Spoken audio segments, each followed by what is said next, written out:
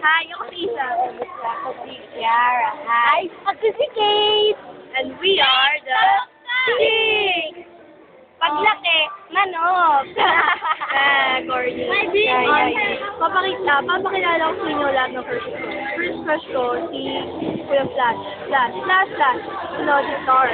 Tapos si Ball, na di naman talaga kasama. Kasi si kasama yun eh. And si Jean. Si Jean Ichimaru. Ano ba? Okay, close up. And, okay. Hello, mami, nasa TV na ako. Wait lang. Hindi pa ako tapos. Ako rin magsasalita. Pwede ba?